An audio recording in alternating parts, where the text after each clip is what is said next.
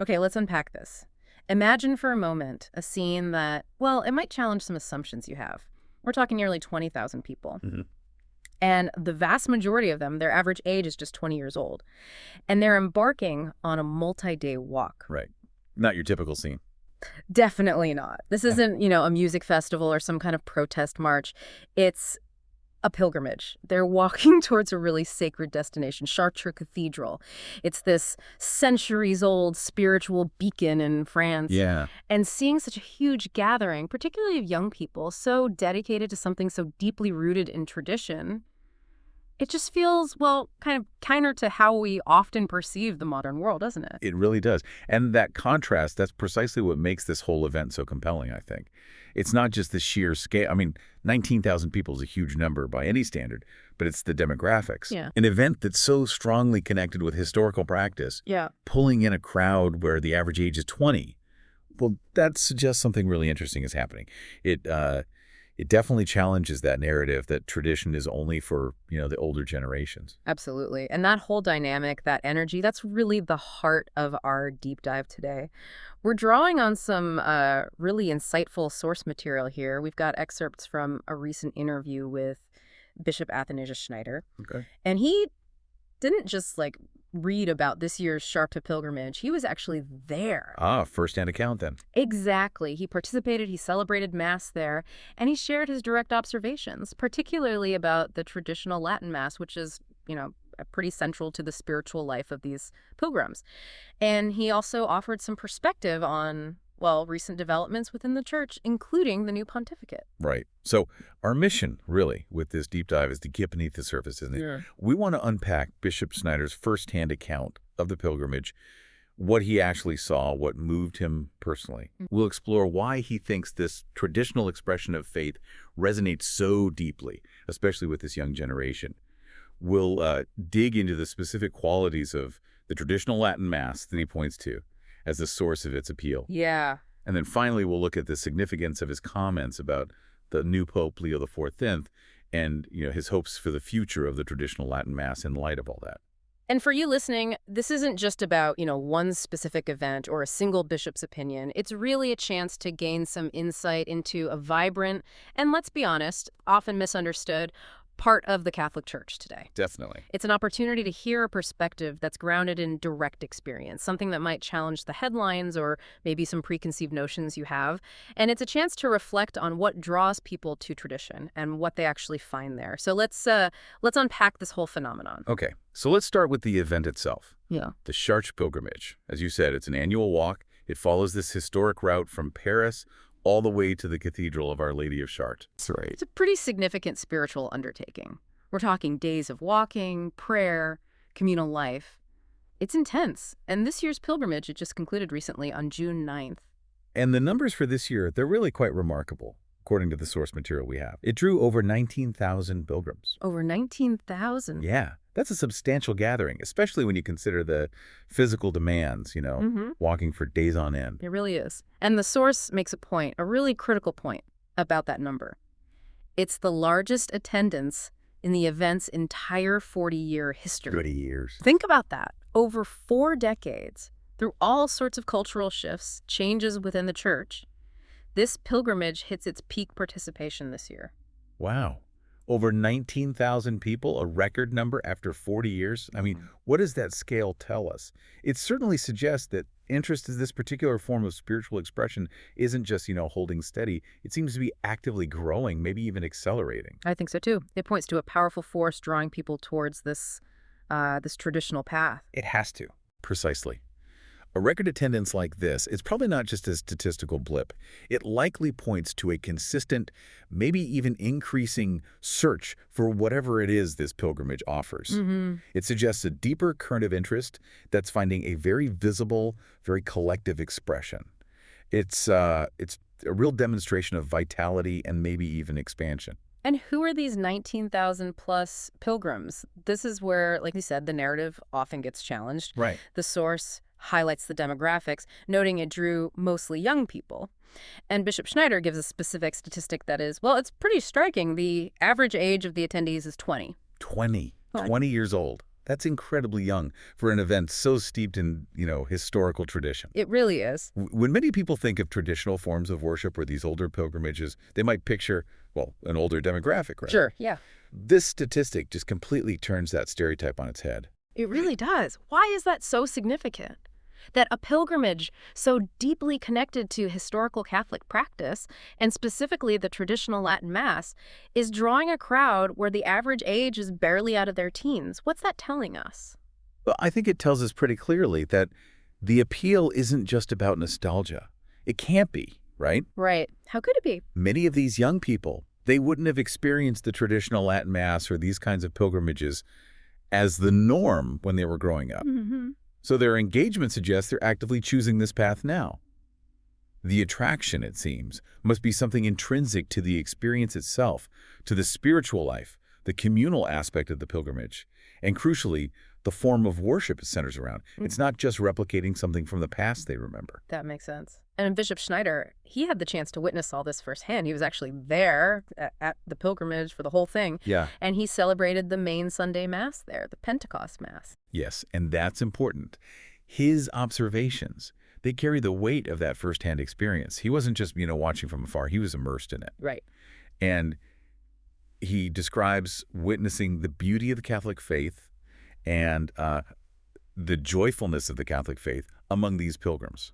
Joyfulness. That's a powerful word, isn't it? Especially when you think about the physical effort involved, walking for days. Absolutely. He also talked about a personal interaction he had that he found particularly moving. He apparently spent about an hour just walking with different groups, kids, adolescents, young adults. And you can tell that personal connection really resonated with him deeply. He recounts that he was actually moved to tears by the joyfulness he saw, specifically in the children walking along with their families and friends. Wow. Just seeing their simple faith and their happiness in that setting, it clearly left a profound impression on him. Moved to tears. Oh. Yeah, that speaks volumes, doesn't it? It goes beyond just intellectual approval. He saw something authentic, something pure in their participation that genuinely touched him. And his overall assessment of the whole experience just reinforces this, well, overwhelmingly positive view.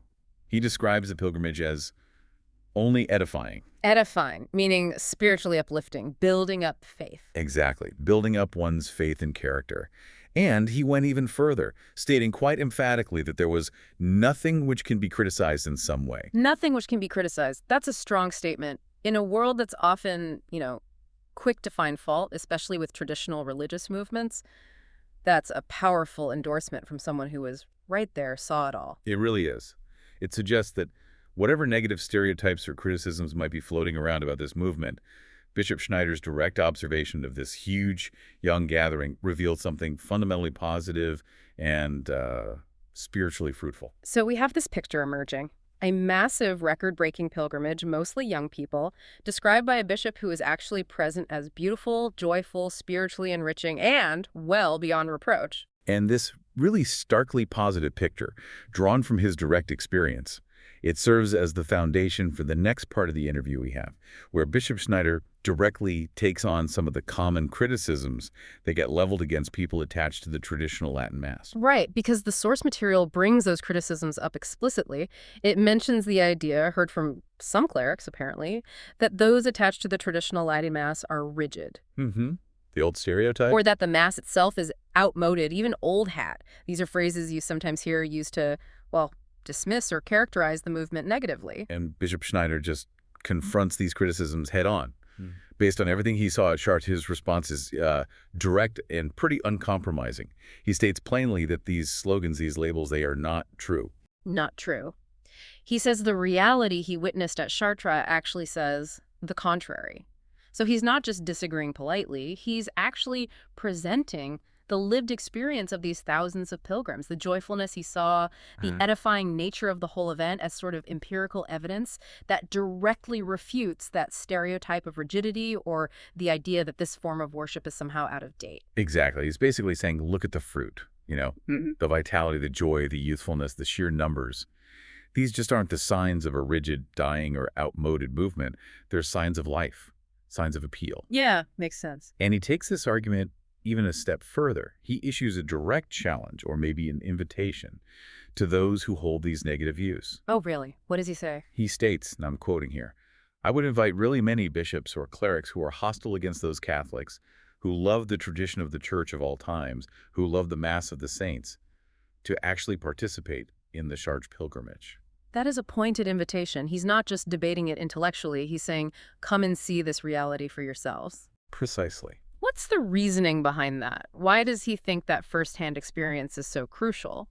Well, his conviction seems to be that if they were to actually participate, if they were to witness the event, and he specifically mentions seeing this sincere and joyful participation of the children, they would be moved, and they cannot be indifferent. Ah. He seems to believe the sheer spiritual reality and, well, the human authenticity of the pilgrimage would challenge their preconceived ideas and maybe disarm their hostility. So it's an appeal to experience, to witness, over just ideology or maybe hearsay. Pretty much. He seems confident that the positive reality of the event, the obvious faith and joy of the people there, is just a more powerful argument than any kind of abstract criticism. It's a call to move from judgment based on stereotypes to understanding based on encounter. And this leads us right into the core of Bishop Schneider's explanation for why he thinks the traditional rite has this appeal, especially for young people. Because the common argument against it or dismissal of it is that it's just nostalgia, right? But as we've already established, with an average age of 20, that argument just doesn't hold water for a huge chunk of that crowd. Exactly. Many of these young people, they have no personal history of the traditional Latin Mass being the common form of Mass. They can't possibly be nostalgic for a past they never actually experienced. Good point. So Bishop Schneider offers his central explanation for its enduring appeal, maybe even its growing appeal. And what is that explanation? He states that the traditional rite of the Holy Mass is the rite that is always new, always up to date, never old hat or outmoded. Always new. That's a fascinating way to put it, isn't it, for something that's centuries old? It is. It suggests the appeal isn't based on its age, per se, but on something inherent and timeless within the rite itself. And he explains that it's the form of the Mass itself that profoundly moves and attracts people. He identifies several specific qualities that he believes are particularly powerful here. Yes, he does. He breaks down these inherent attractive qualities. First, he just says, it is beauty.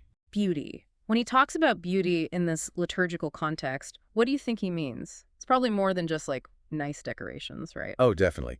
In traditional Catholic understanding, liturgical beauty, the vestments, the music, the architecture, the very structure and gestures of the rite, it's seen as having a theological purpose. Okay. It's meant to reflect the grandeur, the majesty, the transcendence of God himself. By engaging our senses with what is objectively beautiful and ordered towards God, it helps lift the mind and heart towards the divine. It signals that what's happening here is immensely important, it's sacred, it's set apart from just the ordinary, everyday world. And for a young person maybe encountering this for the first time, it can be a really powerful way to experience the divine through their senses. That makes sense. He also says it is holiness. How does the traditional rite communicate holiness in a maybe unique way?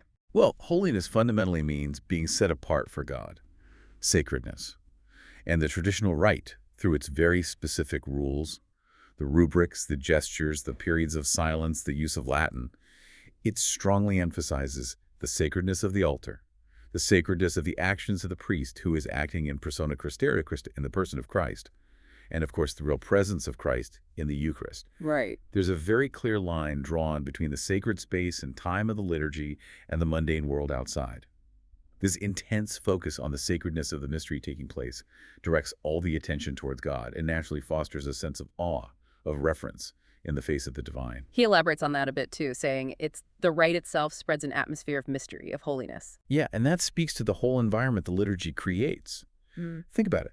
The use of Latin, which many people don't understand intellectually but perceive as sacred, the orientation of the priest and the people together towards the east or towards the altar, ad orientem, the periods of profound silence, the sound of Gregorian chant, all these different elements combine to create an atmosphere that is distinctly different from secular space and time.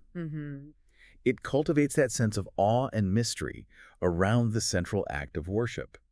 It doesn't necessarily try to make everything immediately understandable or familiar, but instead it aims to draw the participant into a sacred mystery that goes beyond full intellectual understanding in the moment. And he links this atmosphere directly to the presence of God. He says it transmits in a special manner the presence of God. Right. By focusing so intensely on the sacredness of the sacrifice being represented on the altar, and on the real presence of Christ in the Eucharist, and by orienting the entire liturgical action towards God rather than primarily towards the congregation. Well, in this view, the traditional rite is seen as particularly effective at fostering a deep awareness of God's presence. The structure itself points beyond the community gathered there to the divine action happening at the altar. And he connects all these qualities, the beauty, the holiness, the mystery, the presence, to a fundamental human desire. He says our soul is half thirst to God and to the mystery. And this is really a key part of his argument, I think. He's suggesting that the appeal of the traditional rite isn't just about, cultural preference or some historical accident. It's about meeting a deep spiritual need that's inherent in human nature. This yearning we all have for God, for the transcendent, for what is mysterious and sacred, especially perhaps in a world that often tries to demystify everything. Yeah. And the rite, by emphasizing these very elements, speaks directly to that innate thirst. He further explains his view on God in this context, too, saying, God is mystery.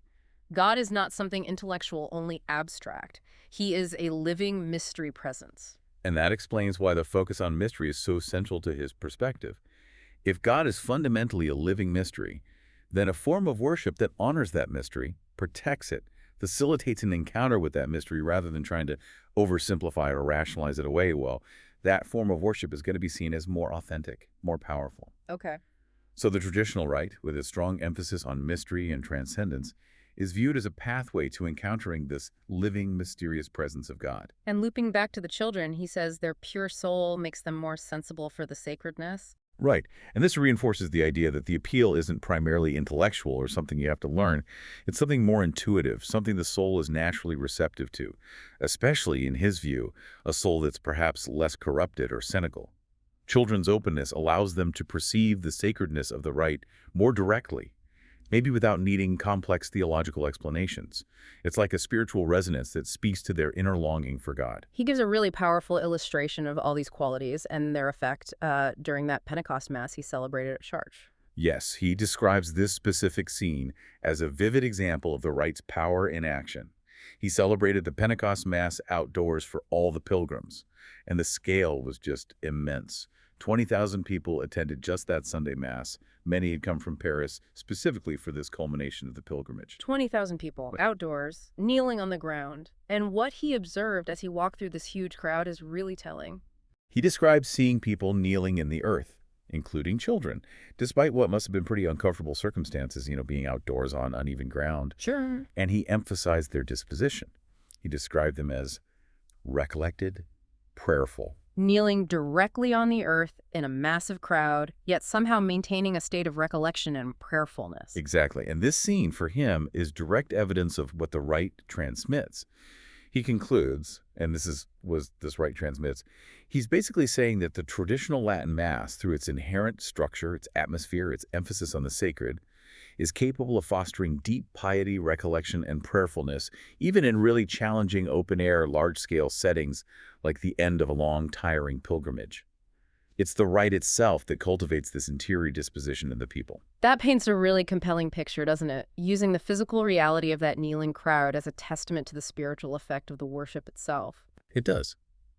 Which brings us, then, to the final section of the interview excerpt we're looking at. Here, the discussion turns to recent events in the Church and looks towards the future, specifically concerning the new pontificate. Right, and the source gives us some context here. It mentions the recent election of Pope Leo XIV back on May 8th, and it notes that interesting historical detail. He's the first American pope. It also references the, let's say, challenging situation under the previous pontificate for those attached to the traditional Latin Mass. It recalls Pope Francis's legislation, which, as Arroyo describes it in the interview, tried to stamp it out. Right. That history of restriction provides the immediate backdrop for the question that gets put to Bishop Schneider. Okay. He's asked for his initial impression of Pope Leo XIV and, crucially, whether he thinks the new pope will rule in favor or against the traditional Latin Mass, especially given that recent past. And Bishop Schneider states his hope quite directly, though maybe with a touch of caution. He says, "I hope he will be in favor." He does. And then he immediately gives the reason for this hope. He points to a specific event connected to this very pilgrimage we've been discussing, an event he describes as unprecedented. What was that? He notes that for the first time in 40 years since the Chartres Pilgrimage existed, a pope sent a message directly to the pilgrims. A papal message specifically addressed to the Chartres Pilgrims. That really hadn't happened in the entire 40 years of the pilgrimage. According to Bishop Schneider's account in this source, no, it hadn't. He gives the details of the message. It was sent through the local bishop, the Bishop of Chartres, and the content was pretty straightforward. I pray for every participant of the pilgrimage. I pray for every participant of the pilgrimage. Just that simple message. Yep. And Bishop Schneider interprets this as a good positive sign. Why so significant? Well, you have to see it in the context of recent years. Traditional expressions like the Chartres Pilgrimage and the traditional Latin Mass itself have faced, well, scrutiny and restrictions. So, receiving any direct acknowledgement and spiritual affirmation from the Pope himself is seen as a pretty significant and positive development. It suggests perhaps a shift towards recognizing and offering pastoral concern for this particular group of Catholics. Yeah, it feels like a gesture of pastoral attention, doesn't it? Acknowledging the faith and the effort of the pilgrims, even if the message itself is brief. Exactly. And Bishop Schneider explicitly expresses gratitude for this attention. What does he say? He says, "We thank Pope Leo for this attention to the pilgrimage of Chartres, to the children, to the young families, and all the participants." He makes a point of highlighting that this attention is directed towards the people involved, especially the families and children, who obviously represent the future of this movement in many ways. So drawing from the sheer vitality of the pilgrimage itself and now this unprecedented message from the new pope, Bishop Schneider articulates his specific hope for the future regarding the traditional Latin Mass under Pope Leo XIV. Yes. He expresses the hope that Pope Leo could open the door right for this treasure of the Church, of the saints, and of all what we have known in the Church history, a treasure. He calls the traditional Latin Mass a treasure. That's a powerful metaphor. What does framing it that way imply about its value, its place in the Church, from his perspective as we see it in this interview? Calling something a treasure. Well, it implies it's immensely valuable, doesn't it? Not just sentimentally valuable, but intrinsically valuable. It's something to be guarded, something to be cherished, something to be used. By describing the traditional Latin Mass as a treasure of the Church, of the saints, and of all what we have known in the Church history, he's placing it firmly within the stream of sacred tradition. He's essentially saying it's not just, one option among many, but it's a precious inheritance from the Church's long history, associated with the holiness of the saints themselves, and it deserves to be preserved and accessible. And his hope, then, is that Pope Leo could open the door right for this treasure. What might that actually mean in this specific context, given the history of restrictions that were mentioned earlier? Well, within the context of previous legislation that was perceived by some, like Arroyo in the interview, as trying to stamp it out or severely restrict its availability, opening the door right would logically seem to mean removing those restrictions. Okay.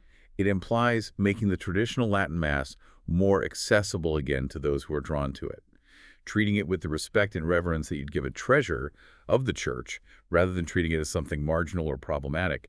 It suggests a hope for a policy shift that facilitates its legitimate use and appreciation within the Church. So the hope he's articulating is that this new pontificate, maybe signaled by that initial unprecedented message to the Chartres Pilgrims, might shift towards a more favorable, more accessible approach to the traditional Latin Mass, recognizing its value as this treasure from the Church's heritage. That seems to be the interpretation he's drawing, yeah. From the combination of the positive reality he saw at the pilgrimage and this potentially significant symbolic gesture from the new pope. As we reflect on all this, what really stands out to you? And for you listening, why are these specific details about a pilgrimage in France, a particular bishop's perspective, his hopes under a new pontificate? Why is this relevant? Well, I think it offers a really deep dive into a segment of the Catholic Church that's clearly experiencing significant growth, especially among young people. Yeah. And it provides a perspective that's grounded in direct lived experience. Yeah. It challenges those common stereotypes we talked about, that tradition is somehow synonymous with rigidity or a lack of vitality. The picture here is quite different. It invites us, I think, to reflect on some pretty fundamental questions. What are the timeless elements of worship that resonate across generations? What is it about beauty and holiness and mystery that continues to attract souls in our time? And what does it even mean for something to be considered a treasure within the life of a large historical institution like the church? Exactly. It also highlights the very human element in the dynamics of change and continuity within the church. It shows how specific events, personal experiences, even simple messages can carry significant weight and inspire real hope for the future among people. It helps you, the listener, move beyond maybe just abstract discussions about liturgy or church politics and connect with the lived reality, the motivations, the hopes of a significant number of believers who are finding their spiritual home in these traditional forms of worship. Indeed. It provides a window into their world, really, and invites a deeper understanding of their perspective, whether you share it or not. Okay, so let's quickly recap this deep dive then. We've explored the really powerful phenomenon of the Chartres Pilgrimage, highlighting its record-breaking attendance and that overwhelmingly youthful core. We presented it as a kind of vibrant counter-narrative to some common assumptions about tradition. hmm Then we delved into Bishop Schneider's firsthand account, his profound emotional response to the pilgrims, particularly the children, and his direct refutation of those criticisms about the traditional Latin Mass being rigid or outmoded, based entirely on the joy and vitality he personally witnessed there. Right. And we unpacked his central argument for the deep appeal of the traditional rite. We explain why he sees it as always new, identifying those inherent qualities he talked about: beauty, holiness, the atmosphere of mystery, and its special way of transmitting God's presence. Qualities he believes speak directly to the soul's fundamental thirst for God and for mystery. Yeah, and we saw how he uses that striking image of 20,000 people kneeling prayerfully in the earth at that outdoor Mass as powerful visual evidence of the rite's ability to foster recollection and devotion, even under difficult circumstances. And finally, we examined his perspective on the new pontificate of Pope Leo XIV. We found a basis for his cautious hope in that unprecedented papal message sent to the Chartres pilgrims, which he interprets as a good, positive sign. And we looked at his hope that this new leadership might open the door right for the traditional Latin Mass, recognizing and treating it as the treasure of the Church that he believes it is. So maybe as a final thought for you to ponder, think about Bishop Schneider's challenge to those who are critical. He said, I would invite really many bishops or clerics to participate there. They would be moved. What does this emphasis on direct experience, on witness, suggest about the limits of purely intellectual critique when it comes to matters of faith and spiritual experience? That's a great question. Is there something about participation, about just being present, that can reveal truths about faith and tradition that maybe abstract analysis alone might miss? Or reflect again on his description of the traditional Latin Mass as a treasure. If something is truly considered a treasure, not just, historically interesting, but intrinsically valuable to the life and holiness of the Church, what implications does that have? How should it be regarded, preserved, made accessible? How does viewing something as a treasure maybe transform the whole conversation around its place in the present and the future? Lots to think about there. These are definitely rich questions that emerge from the sources we've explored today. Yes, are indeed. Thank you for joining us for this deep dive. Thank you for listening. God bless you. Until next time.